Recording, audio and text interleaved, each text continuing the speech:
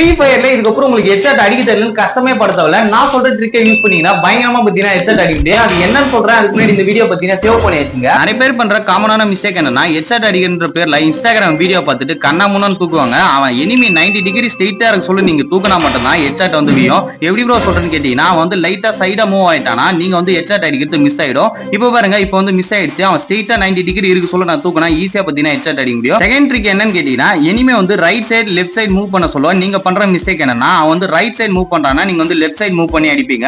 இப்ப பாருங்க, அவன் வந்து ரைட் சைடு மூவ் பண்றானா அவங்க ஜாய்ஸ்டிக் வந்து ரைட் சைடு மூவ் பண்ணி அடிச்சீங்கன்னா ஈஸியா பத்தினா ஹெட்செட் வியும். அதே ட்ரிக் தான் லெஃப்ட் சைடு மூவ் பண்ண சொல்ல லெஃப்ட் சைடு மூவ் பண்ணி அடிச்சீங்கன்னா ஈஸியா வந்து ஹெட்செட் வியும். தேர்டா பத்தினா நீங்க எந்த அளவுக்கு ஹெட்செட் அடிக்கிறீங்களோ அந்த அளவுக்கு பத்தினா நீங்க கவர் பண்ணி ஹெட்செட் அடிக்க கத்துக்கணும். ஏன்னா இப்ப நீங்க வந்து நீங்க அடிக்கிற புல்லட் வந்து மிஸ் ஆயிடுச்சுன்னா டக்குன்னு பத்தினா நீங்க கவர் எடுத்துக்க முடியும். நீங்க அப்படியே ஓப்பன்ல இருந்து அடிச்சீங்கன்னா திரும்பி பத்தினா எனிமி வந்து உங்களை அடிச்சிருவான். சரி, கன்னுக்கு எந்த ஸ்கின் வச்சா பயங்கரமா ஹெட்செட் அடிக்க முடியும் உங்களுக்கு தெரியணுமா? கமெண்ட் செக்ஷன்ல கன்னு சொல்லிட்டு கமெண்ட் பண்ணுங்க.